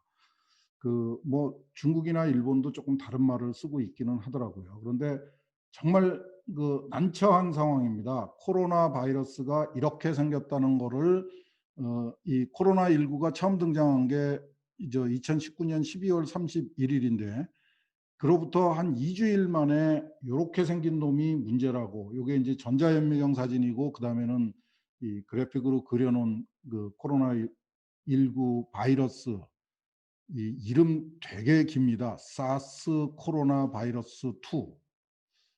자꾸 상상력이 없어져 가는 것 같아요. 근데 하여튼 그 세계보건기구에서는 사스 코로나 바이러스 2 이렇게 정했고, 사스 코어 바이러스 코V2 이렇게 암호를 정했고, 우리나라에서는 이건 이름 안 정해도 돼 그래갖고 그냥 코로나19라는 질병의 이름만 정했습니다. 그러고 나서 그 문제가 생기기 시작합니다. 지금 제가 자료를 보고 있는데 5천만 명이 감염이 됐고 120만 명이 죽었고 사망을 했고, 우리나라에도 2만 7천 명이 감염이 됐고 470명이 사망을 했습니다. 이게 지금 벌써 11개월째 돼가죠. 1월 달부터 시작을 했으니까. 근데 정말 이상한 일입니다. 인류 역사에서 이 감염병의 발생 원인을 알고 감염 경로를 경로에 대한 그 정보를 가장 많이 확보한 질병인데 가장 빠른 속도로 가장 널리 퍼져서 가장 감당하기 어려운 상황으로 치닫고 있는, 정말 한 번도 경험해 보지 못한 일이 벌어지고 있습니다. 그 와중에 우리를 혼란스럽게 하고 있는 몇 가지 사례를 들겠습니다. 전염병이 잦아지고 있고 독해지고 있다. 100년 전에는 스페인 독감이 있었습니다. 그리고 60년 전에는 아시아 독감이라는 게 있었고, 또 그보다 한 10년 뒤에는 홍콩 독감이라는 게 있었습니다. 신종플루가 있었고, 메르스가 있었고, 에이즈가 있었고, 에볼라가 있었고, 지카가 있었고, 그런데 전염병이 잦아지고 점점 독해지고 있다고 그래요. 이게 안 믿어지시면은 조선 500년 동안, 이거 제가 어디서 인터넷에서 찾았는데, 숙종 때는 25만 명이 죽었고요. 영조 때는 연이어서 60만 명, 44만 명이 죽었습니다. 지금 우리나라에 남한에 5,500만이 살고 있는데, 스페인 독감이 들어왔던 1918년에 우리나라 인구가 1,600만이었습니다. 지금은 남한만 5,500만이고 1,600만은 북한까지 다 합쳐서 1,600만이었는데 그때 20만 명이 죽었습니다. 지금은 우리가 2만 7천 명이 감염이 되고 400명이 죽었는데 더 독해졌네요. 뭐 숙종 25년 이때 우리나라 인구는 한 1,000만 명 정도였습니다. 1,000만 명의 원인도 알지 못하고 전파 경로도 모르고 치료제도 없고 백신도 없고 이런 상태에서 25만 명, 60만 명이 마구 죽었는데, 이런 역사를 기억하면은 잦아지고 독해졌다는 이런 말은 함부로 못하죠. 흑사병, 소아마비, 천연두가 백신을 처음 개발한 질병이죠. 천연두는 1980년에 박멸을 했습니다. 우두, 소 고름을 가지고 이 백신을 만든 백신을 가지고 천연두 바이러스를 없애는데 178년인가가 걸렸습니다. 근데 우리는 갑자기 이제 백신만 만들면 곧바로 코로나19가 없어질 거라는 환상에 빠져 있어요. 특히 트럼프 대통령이 그렇습니다. 우리도 그런 것 같아요. 백신만 나오면은 그 다음날 코로나가 무서워서 도망가는 걸로 착각하고 있습니다. 중국의 야생동물이 만들어낸 재앙이라고 그래요. 야생동물을 먹는 습관은 중국에만 있는 게 아니라 우리나라에도 있고 유럽에 가면 귀족의 문화입니다. 근데 왜 중국 사람이 야생동물을 먹으면 아주 나쁜 게 되고, 영국의 귀족들이 오리 사냥을 하면은 그거는 좋은 문화가 되는지 잘 모르겠어요. 제가 제일 싫어하는 말입니다. 인간이 환경을 파괴해가지고 서식지를 잃어버린 바이러스 박테리아가 인간한테 보복을 하고 있다. 우선 첫째로 바이러스하고 박테리아한테는 뇌가 없습니다. 그래서 그 친구들은 인간이 세상에 살고 있다는 사실을 몰라요. 그 인간이 얼마나 나쁜 짓을 하고 있는지는 더더구나 모릅니다. 다행이죠. 그리고 바이러스는 세포 속에 삽니다. 식물, 동물, 박테리아의 세포 속에 살아요. 거기는 깜깜합니다. 바람도 안 붑니다. 태풍도 없습니다. 그런데 겨울이면 극성을 부린대요. 이게 전문가의 병폐입니다. 이거. 갑자기 바이러스도 우리처럼 밤낮이 있고 지구온난화를 걱정하고 태풍을 걱정하고 이런 걸로 착각을 하고 있어요. 바이러스는 해가 뜨는지 해가 지는지 바람이 부는지 겨울이 왔는지 인간이 있는지 이런 거 모릅니다. 그냥 우리도 아프리카에 시작해서 이 남아메리카, 오스트레일리아까지 갔더지 바이러스도 그냥 여기 뭐 또 새로운 종류의 그 서식지가 있네. 여기 한번 들어가서 살아볼까. 그래서 이제 이 멧돼지가 산에서 내려오듯이 내려갔는데 사람들이 아우성을 치는 겁니다. 바이러스가 우리를 공격하는 게 아니라 사람들이 놀라서 그냥 그 난리법석을 떨고 있는 거죠. 어, 이 엉터리 유사과학이 이제 시간이 없는 것 같아서 그냥 간단하게만 말씀드리면은 우리 옛날에 제가 중학교 다닐 적에 종로를 걸어 다니면은 종로 상가에 가면은 이런 거를 팔았습니다. 이 전통이 지금까지 이어져 갖고 제가 85년에 그 미국에서 공부하고 들어왔는데 그때 오니까 사람들이 용봉탕이라는 걸 먹더라고요.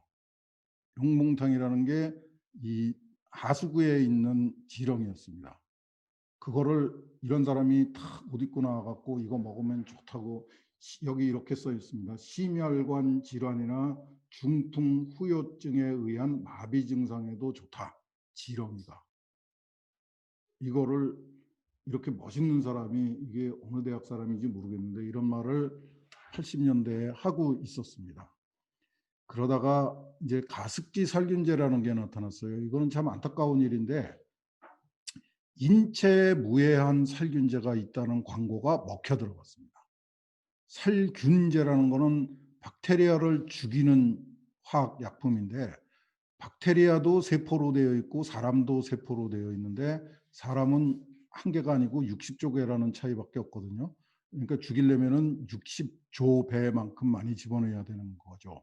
그 차이밖에 없는 건데 인체에 무해하다고 광고를 했고 여기 사람 이름이 있는데 이게 생물학을 공부한 사람이었어요. 이 사람이. 화학을 공부를 안 해갖고 이런 제품을 만들었습니다. 그래가지고 이 사람이 인체에 무해하다고 그 제품을 만들고 소비자한테 뭐라 그랬는가 하면은 가습기 살균제라는 제품은 사실은 정부에다가 등록하기는 가습기 세정제라고 등록을 했어요. 그러면 가습기를 세정하는 목적에 써야지 되는데 세정하는 목적으로 만든 제품을 가습기에다 넣고 버튼을 눌러라 이렇게 그 표시를 했습니다. 그러니까 방 안에다가 뿌려라 이렇게 됩니다. 가습기를 살균하겠다고 만든 제품을 실내 공기를 그 살균하는 데 썼습니다. 근데 그 속에 사람이 있었습니다. 그래서 사람의 호흡기로 들어가서 어마어마하게 많은 사람들이 그 죽고 병들고 그랬습니다. 사람들이 방부제, 살균제, 보존제, 항생제 이거를 구별을 안 해요. 방부제는 간단히 말해서 만지지도 못하는 독성 물질입니다. 항생제는 먹어야만 효과가 나는 약입니다. 둘 다가 아니라 이 네 가지가 다 박테리아를 죽이는 기능을 가지고 있습니다. 이 살균제는 피부 접촉 정도만 허용되고 호흡이나 흡입이나 섭취는 불가능한 게 살균제입니다. 이런 기능적인 차이를 안 가르쳐 주니까 우리만 그런 게 아니에요. 미국 대통령은 그 코로나19 때문에 기자회견을 하면서 살균제에 코로나19 바이러스가 죽는다. 그러니까 그 얘기를 듣고 그게 요 살균제입니다. 락스라고 부르는 거예요. 락스를 사람 몸에다 집어넣으면 안 되겠느냐. 그래갖고 미국 국민들이 다 아주 망신을 당했습니다. 이 화학 조미료 아까 이게 그 식품 첨가물하고 관련된 얘기인데요. 이게 일제 시대 때 우리나라에 있던 광고입니다. 그 아지나모도라는 제품을 광고하는 그 광고 문구예요. 근데 이게 1990년대 대명천지에 과학기술 시대로 국민소득 2만 불을 넘긴 시대에 이런 얘기가 나옵니다. 화학조미료 MSG. 근데 이걸 듣고도 화학과에서 가만히 있었으니까 할 말은 없는데 지금은 이제 다행히 뒤늦게 이걸 정리를 해가지고 이거는 사탕수수를 발효시켜서 만드는 발효 조미료라고 정리가 됐습니다. 이거를 MSG는 화학자들은 이렇게 그리는데요. 이거 이제 보통 보시면은 별로 재미없이 느껴지실 텐데, 이 MSG가 사람을 비롯해서 모든 생물이 반드시 필요로 하는 20종류의 아미노산 중에 하나라는 거를 아무도 얘기를 안 해줬어요. 그래서 이걸 먹으면 죽는다고 잘못 알고 있었습니다. 그런데 그 사이에 이게 웹스터 영어사전인데요. 영어사전에 우마미라는 단어가 등록이 되어 있습니다. 우마미의 뜻은 여기 나와 있는데 글루탐산의 맛이라고 정해져 있습니다. 이거는 1918년에 일본 동경대학의 이케다라는 교수가 만든 말입니다. 신조어입니다. 100년 전에 만든 신조어인데, 이게 지금은 전 세계 식품 과학자들의 학술 용어가 됐습니다. 우리는 이 말을 자꾸 이걸 쓰면은 토착 왜구라고 그러는 모양이에요. 그래서 이거를 자꾸 감칠맛이라고 그러는데, 감칠맛은 어머니의 손맛이라는 애매모호한 뜻이고요. 우마미는 정확하게 글루탐산의 맛입니다. 전혀 다른 말입니다. 이렇게 학술 활동을 해가지고 이렇게 웹스터 영어사전에 올라가는 게 명예로운 거지, 그냥 짜장면을 20인분을 한꺼번에 먹고 그 먹방이 사전에 올라가는 거는 별로 자랑할 일은 아닌 것 같아요. 이 MSG는 평생 먹을 수밖에 없는 발효조미료입니다. 근데 그러면 제가 받았던 질문 중에 하나가 이겁니다. 그러면 무조건 먹어도 되느냐? 이게 참 답답한 얘기거든요. 세상에 무작정 많이 먹어도 되는 건 없습니다. 그래서 적당히 먹으라고 그러면은 별로 신통치 않게 되다 버려요. 이 발암 물질이 세상에서 제일 무서운 게 돼 버렸어요. 근데 암은 지속적으로 장기간에 걸쳐서 반복적으로 뭘 먹어서 생기는 병입니다. 아주 대표적인 만성 질환입니다. 근데 우리는 이 암이 갑자기 급성 질환이 돼 버렸어요.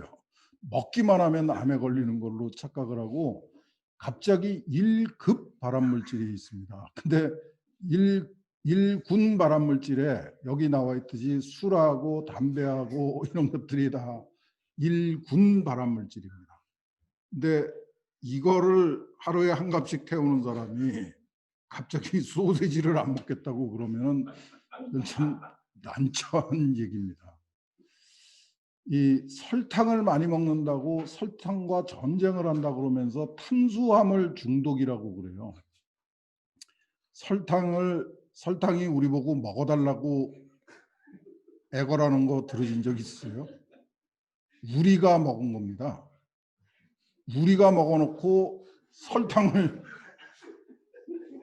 욕을 하는, 우리가 너무 많이 먹고 자주 먹고 이래서 생기는 문제를 네가 없었으면 안 먹었을 텐데, 이거는 전혀 합리적인 문제 제기가 아니죠. 라돈 침대도 마찬가지입니다. 음이온이 몸에 좋다는 얘기는 1980년대에 이 공기청정기에서 나온 가짜 뉴스였습니다. 근데 이게 20년을 넘어갔어요. 그래가지고 여러분들 90년대 말 2000년대 초반에는 공기청정기하고 에어컨에 전부 음이온 버튼이 있었습니다. 이건 제가 자랑인데 2000년대 초반에 음이온 마시면 죽는다라고 막 썼더니 뭐 난리가 났었어요. 그러고 나서 지금 보시면 에어컨하고 그 공기청정기의 음이온 버튼이 없어졌습니다. 그거는 성공을 했는데, 그러고 나니까 갑자기 침대, 속옷, 생리대, 요새는 마스크까지 음이온을 자랑을 해요. 그 앞에 공기청정기하고 에어컨은 오존 발생 장치를 붙인 거였습니다. 그래서 오존 때문에 사망한 사람도 있었습니다. 그런데 이제 오전이 끝나고 나니까 모나자이트라고 하는 방사성 모래를 갖다가 좀 험하게 말씀드리겠습니다. 쳐 발라 가지고 그걸 음이온이 나온다고 착각을 하는 거예요. 그래서 방사선 계측기를 갖다 대고 찍찍찍찍 소리가 나면은 '아 음이온이 나오는구나.' 그러고 거기다가 얼굴을 묻었던 겁니다. 참 슬픈 얘기입니다. 이런 일이 벌어지는 나라는 대한민국밖에 없습니다. 기술이 위험하다고 그러는데요. 그래서 원전도 버리겠다고 그러는데 이게 1950 년대일 겁니다. 이게 미국에서 1950 년대 쪼끔 전이죠. 1905 그 한 사 잘못 얘기했습니다. 100년 전 얘기인데 미국에서 항공우편 제도를 처음 시작했습니다. 그래서 1919 년에 그 미국 우정청이 40 명의 비행기 조종사를 채용을 했어요. 그랬는데 6년 만에 그중에 31 명이 죽었습니다, 사고로. 이 정도면은 항공우편 포기해야죠. 40명 중에 31 명이 죽었는데 우리는 편지 보내면 되지만 그 편지 싣고 가던 조종사가 계속 죽는 겁니다. 6년 만에 40명 중에 30 명이 죽었어요. 그러면 이제 항공우편 제도는 없어졌어야죠. 그런데 살아남았습니다. 그리고 지금 이렇게 돼 있습니다. 지금 코로나 때문에 조금 바뀌었지만은 전 세계에 수백만 명이 비행기 타고 전 세계를 떠돌이를 하고 있습니다. 이게 어떻게 가능할까요? 100년 만에 40명 중에 30 명이 죽던 비행기가 이제 수백만 명을 태우고 마구 돌아다니는 세상이 돼 버렸어요. 이게 기술입니다. 어떻게 가능했을까요? 요것 때문에 가능해졌습니다. 유엔 산하기구고요. 1947 년에 만들어졌고 민간 항공 기구라고 그럽니다. 이카오라고 부르는 데인데 여기서 전 세계에 비행기가 날아다니는 항로를 만들고 비행기 이 조종사하고 승무원의 술 마시는 것까지 감독을 합니다. 그러니까 안전 기술하고 안전 관리를 위한 제도를 만드는 쪽에 노력을 했던 기구입니다. 지금 뭘 하느냐? 사고가 나면은 이카오에서 사람들 전문가가 가 가지고 모든 비행기 사고의 원인하고 그 이제 사후 대책을 다 이카오에서 관리를 하고 있습니다. 그 덕분에 우리가 이렇게 안심하고 비행기를 타고 다닐 수 있게 된 거거든요. 여기에 굉장히 중요한 의미가 있습니다. 기술은 모든 기술이 위험합니다. 그 기술이 위험하다고 버리면 사자처럼 살아야 됩니다. 들소처럼 살아야 됩니다. 이렇게 40명 중에서 30 명이 죽는 비행기 기술을 수많은 사람의 희생을 감수하면서 블랙박스를 만들고 그 안전 항로를 만들고 웨이포인트라고 해서 항로를 점검하는 시설을 갖추고 그다음에 그 조종사하고 그 승무원의 건강 관리를 하는 제도를 만드는 것으로 안전을 확보하는 겁니다. 이게 기술의 그 핵심이거든요. 이제 시간이 너무 많이 지난 것 같아서 그냥 결론을 내겠습니다. 그러니까 기술을 포기하는 게 인류의 그 기술을 포기하고 자연으로 돌아가는 게 우리의 갈 길이 아니고요. 기술을 더욱 안전하게 만드는 그 새로운 기술을 개발을 해야 되고 그 이 기술을 안전하게 활용할 수 있는 제도적 관리 시스템을 만들어야 됩니다. 그래서 식품의약품안전청을 만들고 질병관리청을 만들고 그다음에 항공 그 저 우주 이카오라고는 민간 항공 기구를 만들고 하는 것들이 그런 노력이고요. 우리나라도 국토교통부가 이카오의 말을 안 들으면은 무슨 일이 벌어지는가 하면 다른 나라의 비행기가 우리나라에 못 들어오고요. 우리나라 비행기가 다른 나라에 못 갑니다. 그러니까 이 국토교통부 장관이 아무리 여기서 폼을 잡고 있어도 이카오한테는 머리 숙이고 말을 들을 수밖에 없는 상황입니다. 그랬더니 이런 얘기를 해요. 그 결국은 이제 제가 이런 얘기를 막 하고 다니니까, 그래서 결론은 이겁니다. 인류의 미래는 결국은 우리의 기술 개발 성과에 달려 있는 거다. 우리가 얼마나 좋은 기술을 얼마나 잘 개발해 가지고 우리가 잘 활용하는가에 달려 있다. 그랬더니 그 기술 개발을 얼마나 오랫동안 할 수 있느냐, 천국에 갈 때까지 계속 개발할 수 있느냐, 답은 모른다가 답입니다. 그런데 포기하면 어떻게 되는지는 알고 있습니다.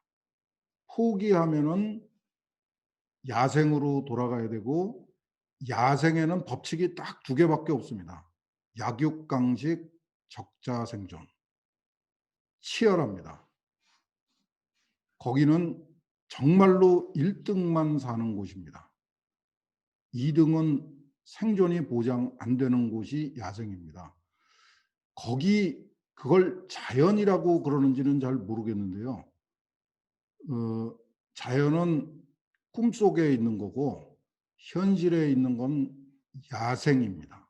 윌더니스입니다. 네이처는 그 꿈속에 있는 겁니다. 우리가 그냥 꿈속에서 그려볼 수 있는 곳이고, 우리가 선택할 수 있는 그 자연은 야생이라고 부르고, 거기는 약육강식 적자생존이 지배하는 세상이고, 우리가 기술을 가지고 거기서 어렵게 탈출을 해서 지금 만물의 영장이 되어 있는데, 우리가 얼마나 이 지위를 누릴 수 있는지는 아무도 모르지만, 포기하면 어디로 가는지는 확실하게 정해져 있습니다. 우리의 우리가 안전하게 돌아갈 수 있는 자연은 사실은 어디에도 없습니다. 갈 수 있는 길이 하나뿐인데, 환경, 생태 이런 말들이 너무 무분별하게 사용되는 것 같아요. 생태계를 만들어야 된다는 말은 누구나 입에 달고 있어요. 특히 정책을 하는 사람들이. 근데 생태계는 약자가 강자한테 잡아먹히는 데가 생태계입니다. 근데 그걸 정부가 만들겠다고 그래서 참 난처한 상황이 많이 벌어집니다. 지속 가능 성장이라는 말이 너무 그 정말 편하게 쓰이는 것 같아요. 누가 이런 거를 만들어 봤는지, 아무도 만들어 본 적이 없는 꿈을 너무 쉽게 얘기하면은 어렵죠. 그거보다 더 어려운 게 분배의 정의입니다. 이거 말처럼 쉬운 거 아니거든요. 그 분배의 정의는 이런 겁니다. 내 주머니에 있는 거는 절대로 건드리지 말고 남의 주머니에 있는 것들은 공평하게 나눠줘라. 그리고 나도 꼭 거기에 끼워줘라. 요게 분배의 정의입니다. 이걸 현실 사회에서 구현한다는 거는 말처럼 쉬운 걸 수가 없죠. 내 것도 다 내놓고 같이 나눠 먹자 그러면 잘 모르겠는데, 그런 성의는 찾아보기가 어렵습니다. 결국은 우리가 기대할 거는 과학 정신밖에 없습니다. 철학자들은 아리스토텔레스한테 함부로 대들면 망합니다. 칸트 얘기가 틀렸으니 나는 좀 생각이 다른데 그러면 그냥 영원히 집에 가 있어야 됩니다. 근데 과학은 이 인간적인 권위를 인정하지 않습니다. 그냥 그 노벨상 받은 사람은 돈 많이 받았겠네, 금메달도 받았다면서 이 정도지, 대학원생이 노벨상 수상자의 논문에서 잘못된 부분을 찾았다고 목소리를 마구 내도 상관이 없는 곳이 과학기술계입니다. 그다음에 지금 새로운 미디어가 아무리 개성을 강조하고 다양성을 강조하고 그러더라도 하나 꼭 해줘야 될 역할이 사회의 기술에 대한 사회적 수용성을 증대시키는 겁니다. 기술이 위험하다고 소리 지르고 더럽다고 소리 지르고 이렇게 가지고는 인류의 미래가 없습니다. 기술은 원래 위험하고 더러운 겁니다. 그런데 그거를 깨끗하고 안전하게 사용하는 노력이 필요한 겁니다. 아까 설탕 보고 설탕이 나쁜 거라고 욕하고 MSG가 나쁜 거라고 욕하듯이 우리의 노력에 의해서 좋은 기술이 더 좋은 기술이 될 수 있고 나쁜 기술도 좋은 기술이 될 수 있는 게 기술의 근본적인 그 특성입니다. 근데 그런 거를 무시하고 마치 좋은 음식하고 나쁜 음식이 따로 있는 것처럼 잘못 착각하듯이 기술도 좋은 기술이 있고 나쁜 기술이 따로 있는 것처럼 잘못된 인식을 갖도록 만드는 데에 지금 현대의 미디어가 엄청난 상승작용을 하고 있습니다. 이 부분이 그 그 우리 미디어가 어떤 형식으로 진화를 하든지 마지막까지 잊지 말아야 될 사회적 책무가 아닌가.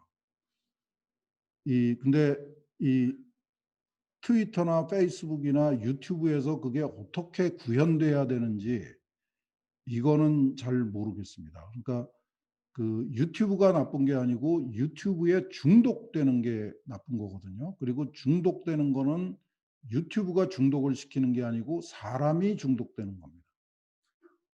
그러니까 결국은 그 이 아무리 좋은 기술 또는 나쁜 기술이 등장을 하더라도 우리가 중심을 잡고 진짜 팩트가 무엇인지를 정확하게 인식하고 팩트들의 연결성을 충분히 인식해 가지고 우리 스스로 종합 신세시스를 할 수 있는 능력을 가져야지만 기술을 그야말로 커맨드할 수 있는 자격을 얻게 된다.